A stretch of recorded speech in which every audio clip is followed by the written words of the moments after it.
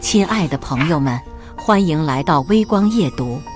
3月的午后，宏达制造公司的办公室里气氛压抑。陈磊收拾着桌上的个人物品，一本笔记本，一个水杯，还有一盆快要枯萎的绿萝。陈磊，你真的要走？坐在对面的财务小丁探过头来，压低声音问道。决定了。陈磊点点头。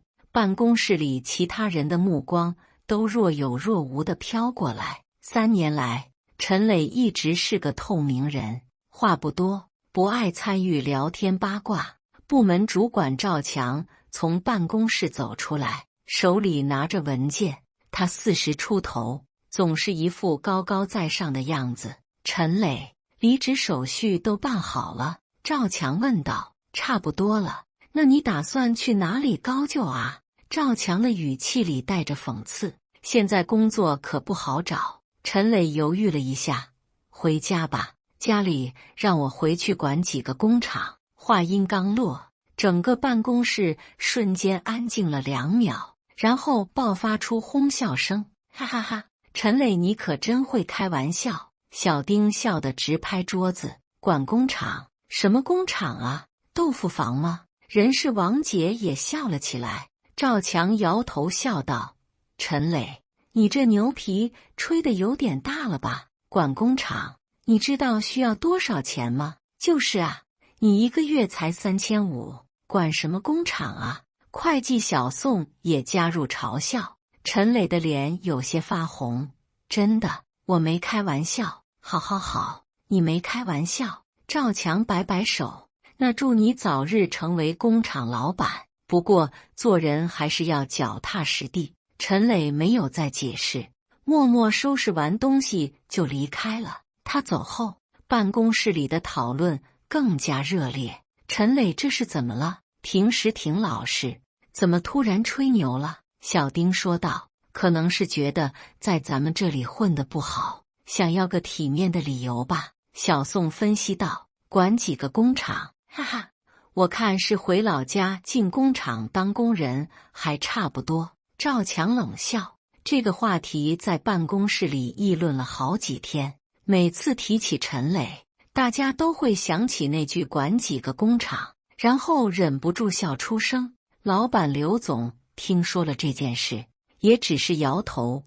年轻人心浮气躁，总想着一夜暴富，真是异想天开。陈磊离职后确实回到了老家小县城，每天早上8点，他都会开着本田雅阁出门。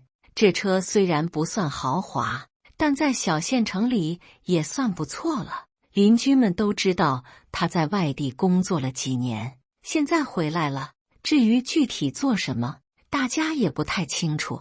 陈磊作息很规律，早出晚归，偶尔会在朋友圈发一些照片。有时候是工厂的车间照片，机器设备看起来挺先进的，但角度都很普通，就像是随手拍的。有时候是一些会议室的照片，能看到穿西装的人在开会，但都是背影或者侧影，看不清脸。老同事们还建了个微信群，偶尔会聊天。小丁，陈磊，你现在在哪个工厂上班啊？陈磊，就在本地。小宋，待遇怎么样？比我们这里好吗？陈磊，还行吧。赵强总是会阴阳怪气地说。陈总今天视察了哪个车间啊？陈磊一般不回复这种话，偶尔会发个笑脸表情。有一次，陈磊发了一张照片，是他在接电话的背影，背景是一个很大的厂房。小丁，哇，这工厂看起来好大啊。小宋，陈磊现在混得不错吗？赵强，背影拍得不错，很有老板风范吗？王姐，陈磊，你该不会真的在管工厂吧？哈哈。陈磊回复，算是吧。这句话又引来了一阵调侃。赵强，算是？什么叫算是？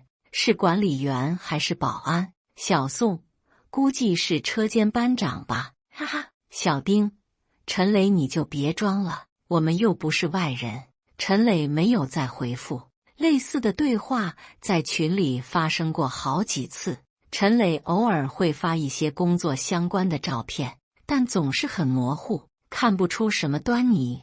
同事们也习惯了调侃他，把他当作茶余饭后的笑料。在同事们看来，陈磊就是在装样子，可能是在某个工厂做普通员工，但是为了面子，他一些看起来像是老板的照片。大家对陈磊的现状都有各自的猜测，但没有一个人相信他真的在管工厂。在他们看来，这就是一个普通人为了面子而编造的谎言。7月的一个周五下午，宏达制造公司接到了一个让刘总兴奋的消息：什么？华东地区制造业协会要举办商务交流会。刘总拿着电话，声音都有些颤抖。是的，刘总，这次交流会邀请了很多大企业，包括设备供应商和制造商，对我们扩大业务很有帮助。挂了电话，刘总立即召集几个部门主管开会。各位，这是个大机会。刘总在会议室里踱步。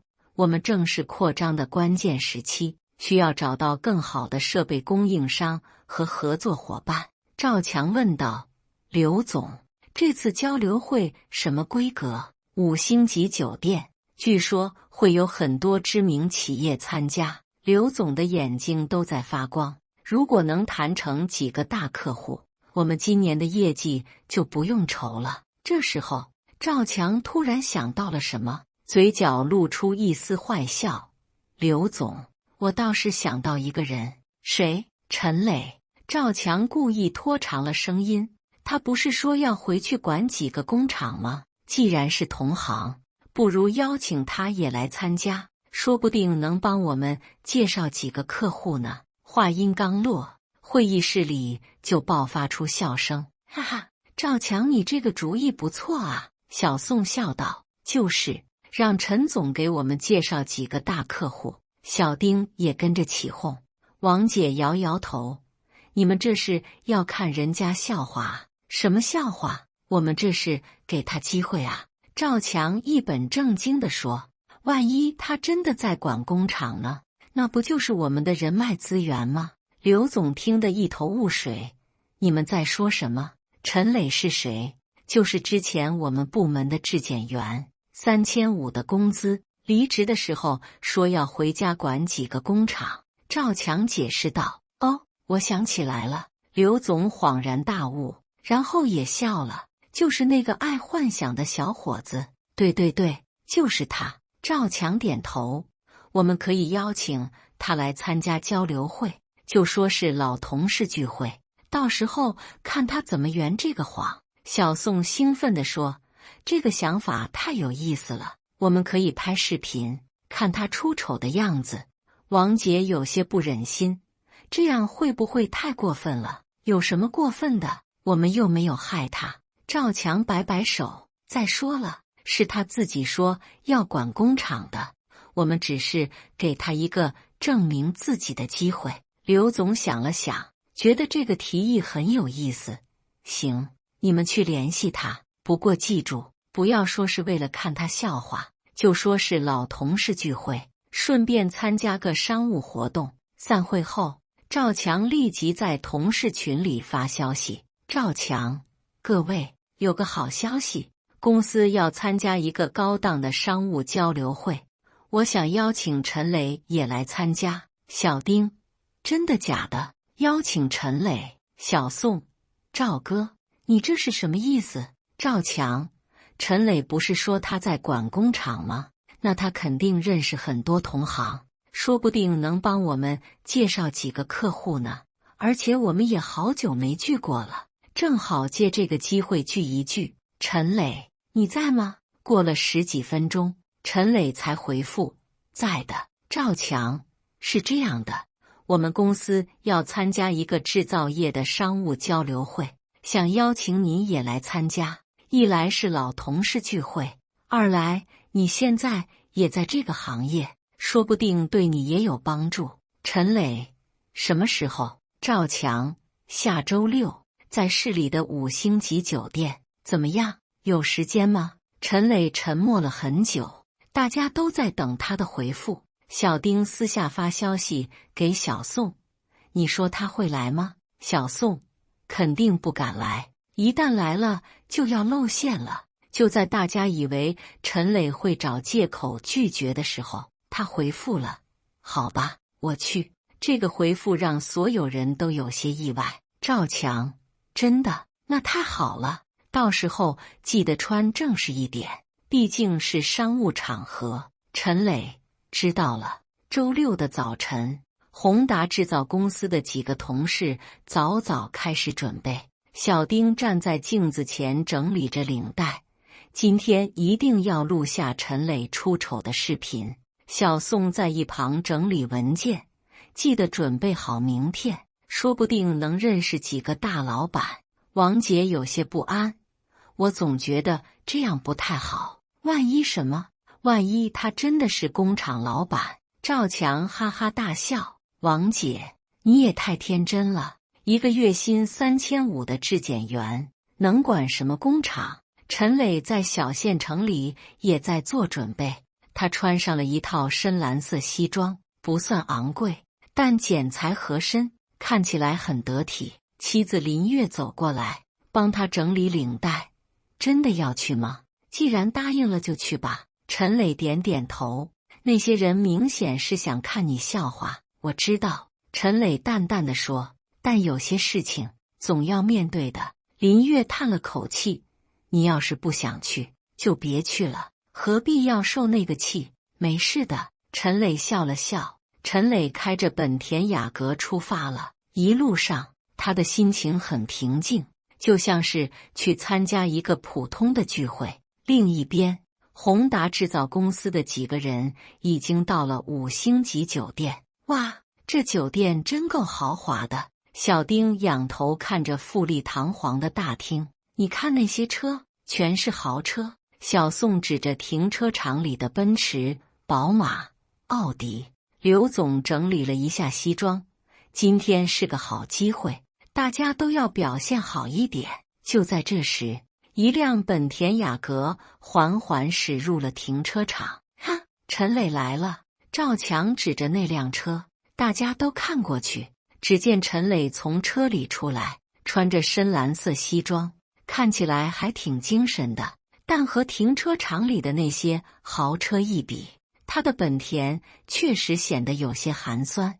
就这还工厂老板呢？小宋小声嘲笑道。陈磊走了过来，和大家打招呼：“不好意思，来晚了。”“没事没事，刚刚好。”赵强假装热情地说。“陈磊，你今天看起来很精神嘛。”“谢谢。”陈磊点点头。一行人走进了酒店大厅，大厅里已经聚集了很多人，都是穿着正装的商界人士，气氛很正式。小丁小声对小宋说：“你看陈磊的样子，好像有点紧张。”小宋回应：“废话，第一次参加这种高档场合，能不紧张吗？”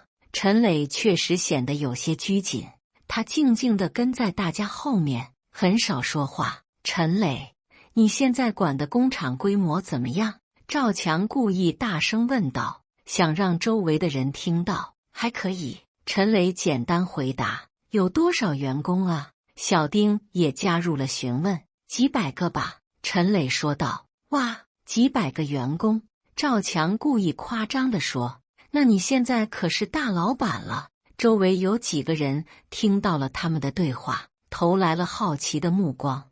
陈磊感觉到了这些目光，脸色有些不自然。“陈总，到时候可要多多关照我们啊。”小宋也开始阴阳怪气了。王姐看不下去了，小声说：“你们差不多就行了，我们这是在恭喜陈磊啊，有什么问题吗？”赵强一脸无辜。就在这时，酒会正式开始了，主持人走上台，开始介绍今天的活动安排。陈磊静静地听着，而他的老同事们则在窃窃私语，等待着接下来的好戏。在他们看来，陈磊很快就会在这个高端场合露出原形。酒会正式开始后，会场内的气氛变得更加热烈，各路企业老板开始相互介绍、交换名片，寻找合作机会。陈磊跟着宏达公司的几个人在会场里慢慢走动，他依然显得有些拘谨，这让赵强他们更加确信自己的判断。看他那样子，肯定是第一次参加这种场合。小李小声对小张说：“就是，哪有老板这么紧张的？”小张附和道。就在这时，一个服务员走了过来，他看起来很专业，穿着笔挺的制服。请问哪位是陈先生？服务员礼貌地问道。大家都愣了一下。赵强指了指陈磊：“他是陈磊。”服务员立即露出恭敬的表情，对陈磊微微鞠躬：“陈总，你好，我是今天的服务经理，您的位置在主桌，请跟我来。”这句话就像一道闪电，劈中了所有人。主桌，小李瞪大了眼睛，是不是搞错了？小张不敢相信，赵强更是目瞪口呆，但很快反应过来，肯定是搞错了。同名同姓的人多的是。服务员确认地看着陈磊：“您是明华集团的陈总吧？”陈磊点了点头：“是的。”那就没错了，请跟我来。陈磊跟着服务员向主桌走去，留下了一脸懵逼的老同事们。明华集团，刘总喃喃自语：“这个名字怎么听起来有点耳熟？肯定是重名了。”赵强坚持自己的判断，陈磊怎么可能是什么集团的老总？可是王姐欲言又止。主桌位于会场的正中央，坐的都是业界的重要人物。陈磊被安排在一个显眼的位置，坐下后环视了一下周围，都是一些面孔严肃的中年男子。宏达公司的几个人被安排在较远的普通桌子，但视线一直没有离开过陈磊。你们看，他坐在那里好像还挺自然的。小李观察着，演技不错。小张冷笑道。就在这时，一个穿着昂贵西装的中年男子主动走向了陈磊的桌子。陈总，那人热情地伸出手。久仰大名啊！陈磊站起来和他握手。您好，我是东方机械的张总，我们之前通过电话。张总说道。哦，张总，幸会。陈磊礼貌地回应。两人简单聊了几句。张总说道：“陈总，上次您订购的那批设备运行的怎么样？”“很不错，效率提高了不少。”陈磊回答。张总满意的点头。“那就好，有什么问题随时联系我们。”这个对话被不远处的宏达公司众人听得一清二楚。设备，订购设备。刘总的表情开始变得严肃。“不会吧？”小李的声音有些颤抖。赵强还在坚持，肯定是在演戏，这些人都是托。但接下来发生的事情让他们再也无法自欺欺人了。主持人走上台，开始介绍今天参会的重要企业。下面让我们欢迎明华集团的陈总。话音刚落，全场响起了热烈的掌声。陈磊站起来，向大家微微鞠躬致意。明华集团是我们本地区最重要的制造企业之一，在行业内享有很高的声誉。主持人继续介绍。宏达公司的桌子上，几个人已经完全傻了。明华集团，刘总重复着这个名字，突然想起来了，我知道这个公司，我们一直想和他们合作，但人家根本看不上我们。什么？赵强的脸色瞬间变得苍白。明华集团，年产值过亿的大企业。刘总的声音在颤抖。如果陈磊真的是，他不敢往下想了。小李和小张已经开始怀疑人生了，他们机械地鼓着掌，眼睛直直地盯着台上的陈磊。王姐虽然也很震惊，但同时也有一种我就知道的感觉。台上主持人还在继续。明华集团旗下拥有4家现代化工厂，是多家知名企业的核心供应商。让我们再次感谢陈总的到来，掌声再次响起，比刚才更加热烈。陈磊重新坐下，表情依然平静，仿佛这些赞美和关注对他来说都是理所当然的。这一刻，宏达公司的几个人才真正意识到，他们可能犯了一个巨大的错误。那个被他们嘲笑了半年的爱吹牛的质检员，很可能真的是一个身价过亿的企业老板，而他们即将面对一个前所未有的尴尬局面。主持人的介绍结束后，会场内的气氛变得更加活跃，各路企业老板开始主动向陈磊所在的主桌靠拢，希望能够与明华集团建立联系。宏达公司这边，几个人坐在位置上，大气都不敢出。这怎么可能？小张的声音都在颤抖。陈磊，他真的是明华集团的老总。小李咽了咽口水，刘总的脸色已经完全变了。他想起了这半年来在办公室里对陈磊的各种嘲笑和议论，心里开始发慌。刘总，我们该怎么办？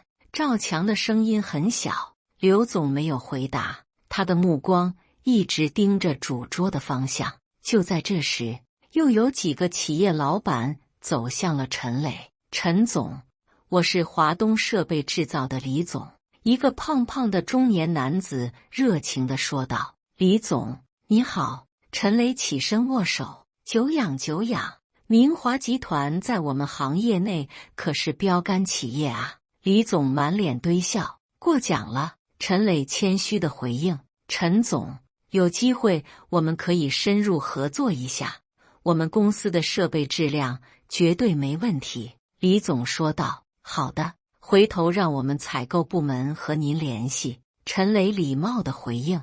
这样的对话持续了10几分钟，不断有人过来和陈磊交换名片，寻求合作机会。每一个人对陈磊都是毕恭毕敬的态度。宏达公司的几个人看的是心惊胆战。我们之前是不是太过分了？王杰小声问道。何止是过分？小李苦笑道。我们简直就是在作死。一个年产值过亿的集团老总，在我们公司当了3年质检员。小张说道。这到底是为什么？刘总终于开口了。会不会是体验生活？什么意思？赵强不明白。有些富二代会故意去基层体验生活，学习如何管理企业。刘总解释道。陈磊很可能就是这种情况。听到这个解释，几个人都沉默了。如果真是这样，那他们这半年来的所作所为，简直就是小丑一样的表演。就在这时，主持人再次走上台。各位，现在请明华集团的陈总为我们致辞。全场响起掌声。陈磊站起来，走向讲台。宏达公司这边，几个人的心都提到了嗓子眼。陈磊走上台，拿起话筒，扫视了一下全场。他的目光在宏达公司那桌停留了几秒钟，然后移开了。各位企业家朋友，大家好。陈磊的声音通过音响传遍全场。很高兴参加今天的交流会。他的声音很平静，没有丝毫紧张。明华集团成立于2018年，目前拥有4家现代化工厂，主要从事精密制造和设备生产。我们的客户遍布全国，产品远销海外。台下一片安静，所有人都在认真听着。今天来到这里，我希望能够与各位同行建立更深入的合作关系。制造业是实体经济的根基，只有我们团结合作，才能把中国制造做得更强更好。台下响起热烈的掌声。陈磊继续说道。我年轻的时候，曾经在一些企业做过基层工作，深深体会到了普通员工的不容易。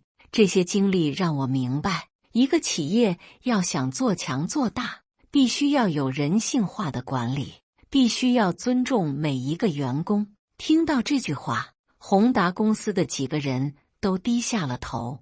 无论一个人现在处于什么位置，都应该得到基本的尊重。今天的基层员工，可能就是明天的企业领导者。陈磊的目光再次看向了宏达公司那桌，这次那几个人都感受到了他的目光，心里更加不安了。最后，希望各位同行能够携手合作，共同发展。谢谢大家。陈磊结束了致辞，台下响起了长时间的掌声。他走下台，回到自己的座位，立即有更多的人围过来，要与他交换名片，寻求合作机会。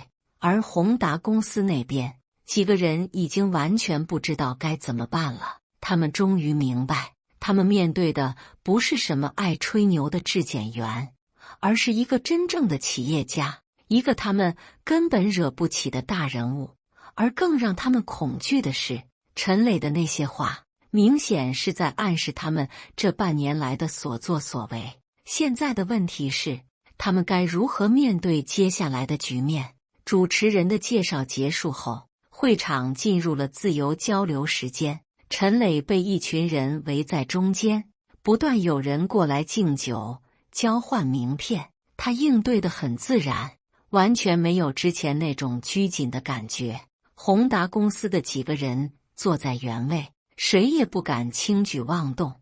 我们要不要过去打个招呼？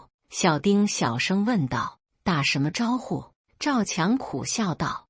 你想让我们更加丢脸吗？但是不打招呼也不行啊。小宋说道。刘总想了想，我觉得我们应该主动过去，既然已经这样了，躲也躲不过。几个人硬着头皮慢慢向陈磊的方向走去。此时，陈磊正在和几个企业老板谈论行业发展趋势。他看到宏达公司的几个人走过来，点了点头，但没有主动打招呼。陈总，刘总努力挤出一个笑容。没想到在这里遇到您。陈磊转过身，看着刘总。刘总，你好。陈总，真是久仰久仰。刘总说着，主动伸出手。陈磊和他握了握手，表情很平静。刘总客气了。周围的企业老板看到这个情况，都有些好奇。陈总，这位是？有人问道。宏达制造的刘总。陈磊简单介绍了一下。哦，宏达制造。那人点点头，但明显对这个名字不太熟悉。气氛变得有些微妙。宏达制造在这些大企业面前，确实显得很渺小。刘总感受到了这种落差，但还是硬着头皮说道：陈总，我们之前真是有眼不识泰山啊，是吗？陈磊淡淡的回应。这时候，赵强他们也走了过来。陈总，赵强的声音很小。你好。陈磊看了看他，点了点头。赵主管。小丁和小宋更是不敢说话，只是站在后面低着头。王姐倒是鼓起勇气说道：陈总，您真的是明华集团的老总？是的。陈磊简单回答。那您之前为什么要在我们公司？王姐问道。体验生活，学习管理。陈磊的回答印证了刘总之前的猜测。听到这个答案，几个人的脸色都变得很难看。他们终于明白了，陈磊是故意到他们公司体验基层生活的，而他们把一个亿万富翁当作了普通员工，嘲笑了整整3年。就在这时，又有几个企业老板过来找陈磊谈合作。宏达公司的几个人被挤到了一边，显得很尴尬。陈磊结束了和其他人的谈话，走了过来。你们要不要找个地方坐一下？陈磊说道。好的。刘总连忙点头。陈磊带着他们走到了会场角落的一个安静地方。陈总，我们之前真的不知道。刘总开始道歉。陈磊摆摆手，过去的事就过去了，可是我们确实说了很多不该说的话。王姐愧疚地说，每个人都有自己的看法，这很正常。陈磊的语气很平静，我也没有生气。那您能原谅我们吗？小丁小心翼翼地问。陈磊看了看他们，说道，本来就没有什么需要原谅的，你们只是不知道实情而已。听到这句话，几个人都松了一口气。酒会结束后的一周，生活似乎又回到了平静。陈磊继续他的日常工作，宏达公司的几个人也各自忙着自己的事情。那天的震撼还在他们心中回荡，但没有人再在群里提起那件事，大家都很默契地选择了沉默。然而，平静很快就被打破了。周三的上午，陈磊正在办公室里开会，讨论下季度的生产计划。突然，他的手机急促地响了起来。陈总，不好了！电话里传来生产部经理焦急的声音：3号车间的主生产线出故障了。陈磊立即站起来，什么情况？核心设备的控制系统突然瘫痪，整条生产线都停了。技术部的人在处理吗？在处理，但是问题很复杂，可能需要更换核心部件。陈磊皱起眉头，这条生产线上有什么订单？华腾、米粒还有另外3家客户的订单，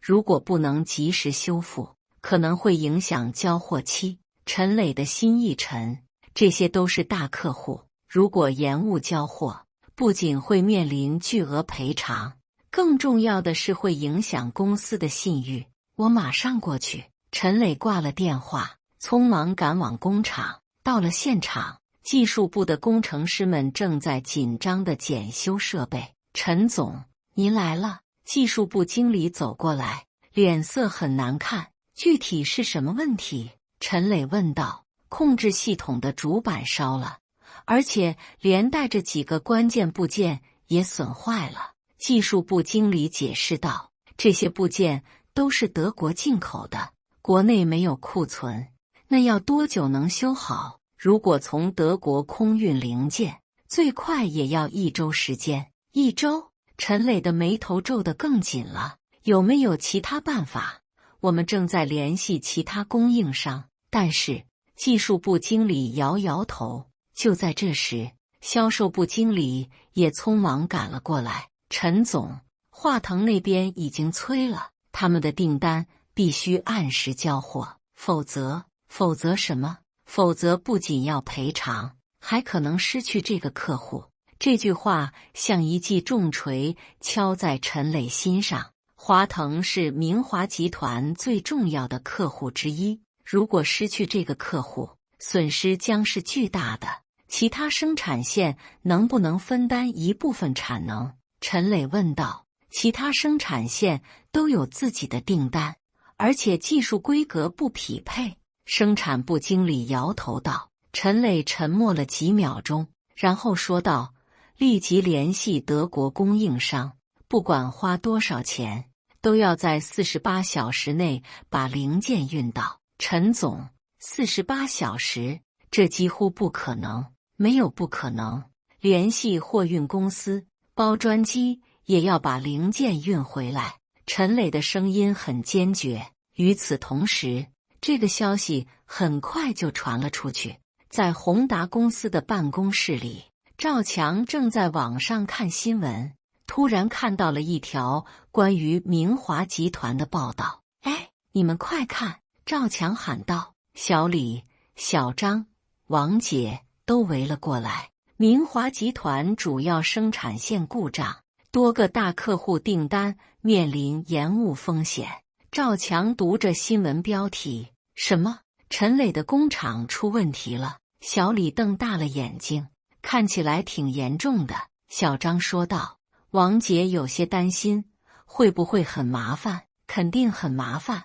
赵强的语气里带着一丝幸灾乐祸。我就说嘛，管什么工厂，哪有那么容易？这个消息很快就在同事群里传开了。赵强，大家都看新闻了吗？明华集团出大事了。小李看到了，挺严重的。小张，陈磊这下麻烦了。赵强，看来所谓的大老板也不过如此嘛。就连一直比较善良的王姐，这时候心里也有些复杂的情绪。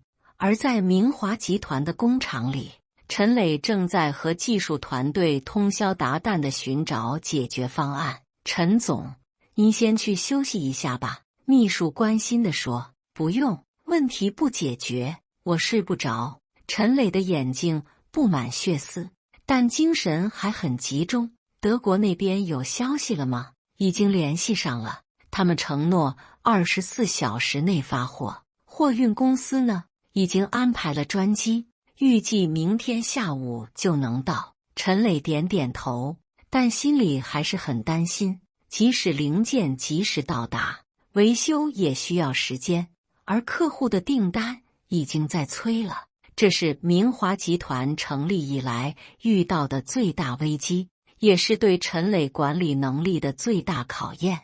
而在另一边，他的老同事们正在等着看他的笑话，等待着他神话的破灭。第二天下午，载着德国零件的专机准时降落，陈磊亲自到机场接货，然后马不停蹄地赶回工厂。零件到了，技术部经理兴奋地喊道：“立即开始维修！”陈磊下令，整个技术团队投入到紧张的维修工作中。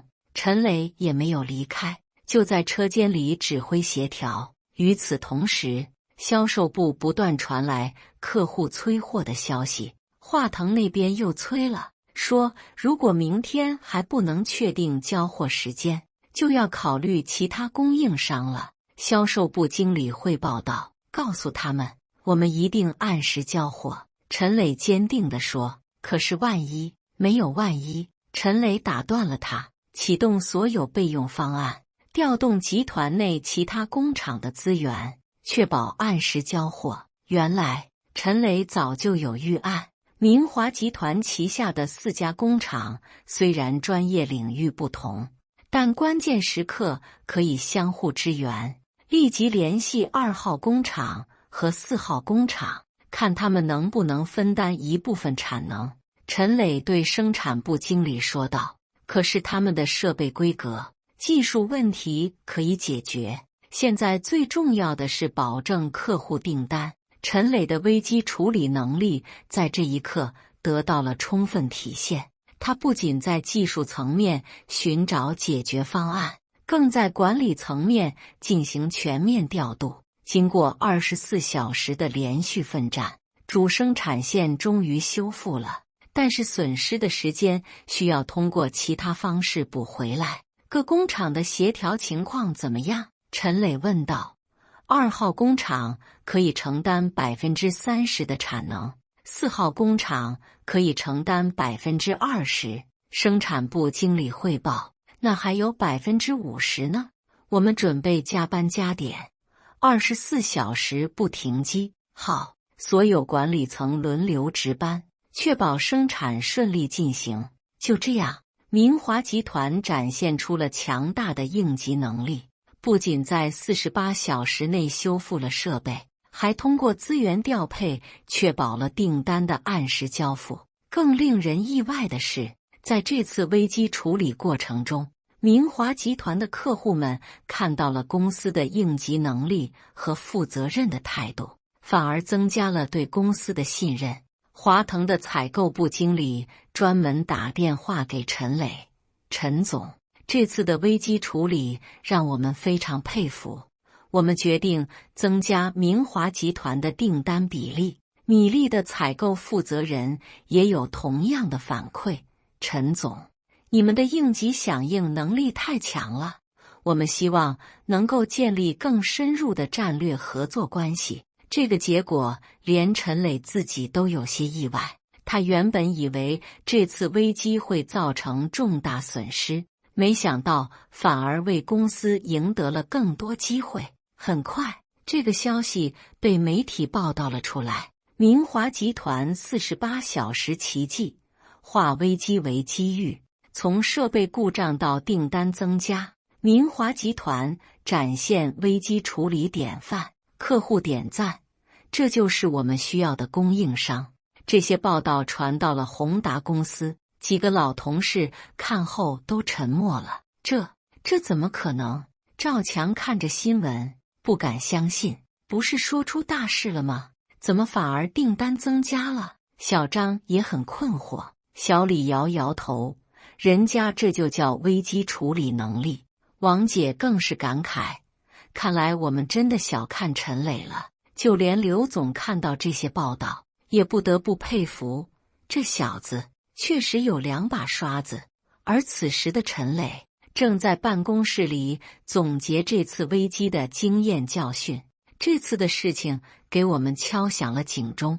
陈磊对管理团队说道：设备维护必须更加及时，备件库存必须更加充足。陈总，您这次的决策太英明了。技术部经理佩服地说：这不是英明，这是我们应该做的。陈磊谦虚地说：客户信任我们，我们就不能让他们失望。经过这次危机，明华集团的实力和陈磊的能力得到了更充分的证明。那些等着看笑话的人，最终看到的却是一个更加强大的明华集团。危机过后的1个月，一切都归于平静。陈磊的朋友圈重新活跃起来，偶尔会发一些工厂的照片，或者与客户会面的场景。这一次，再也没有人在评论区调侃他了。宏达公司的几个人每次看到陈磊的朋友圈，心情都很复杂。他们知道，那些照片背后是一个他们永远无法企及的商业帝国。刘总经过深思熟虑，决定主动联系陈磊。陈总，是我，刘总。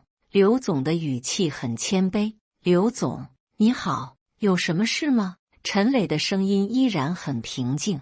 是这样的，我们想和明华集团建立合作关系，不知道有没有机会。电话那头沉默了几秒钟。具体什么合作？陈磊问道。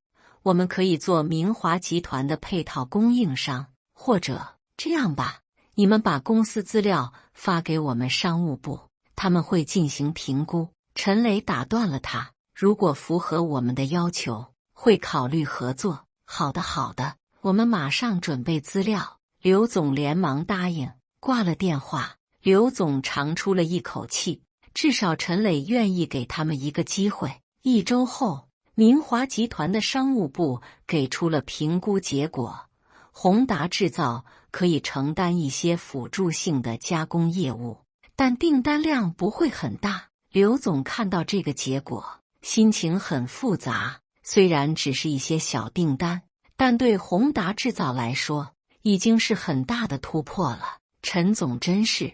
刘总不知道该说什么。明眼人都能看出来，以宏达制造的规模和技术水平，本来是不够格成为明华集团供应商的。陈磊愿意给他们一些订单，完全是念在过去的同事情分上。但是陈磊很聪明，他把这件事交给了商务部处理，表面上看起来完全是按照商业规则来的，没有掺杂任何个人感情。这样既给了宏达制造机会，又维护了明华集团的商业原则。更重要的是，让所有人都明白，这是商业合作，不是个人恩惠。赵强得知这个消息后，心情很不是滋味。陈磊这个人，他想说些什么，但最终只是摇了摇头。几个月前，他还在嘲笑陈磊管工厂的说法，现在陈磊不仅是真正的工厂老板，还给了他们工作机会。这种反差让他感到深深的羞愧。小李和小张也有同样的感受，他们开始反思自己之前的行为，意识到不应该轻易嘲笑别人。王姐倒是心态比较平和，陈磊这个人品格确实不错，换作是我，可能不会这么大度。时间继续流逝，宏达制造按时完成了明华集团的订单，质量也达到了要求。陈磊对此表示满意，并表示如果后续合作顺利，可以考虑增加订单量，这让刘总看到了希望。虽然明华集团给的订单利润不高，但是能够成为大企业的供应商，对公司的声誉很有帮助。而对于陈磊来说，这件事已经翻篇了，他并没有因为过去的不愉快而报复谁，也没有因为现在的地位而高高在上，他只是按照商业规则处理事情，该合作的合作，该保持距离的保持距离。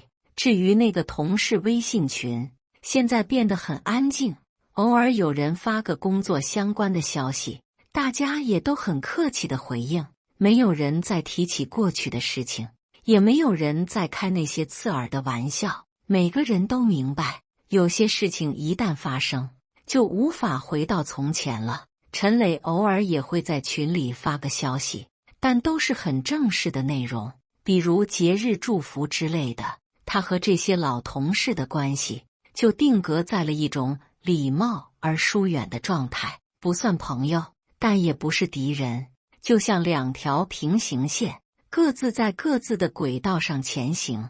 这也许是最好的结局。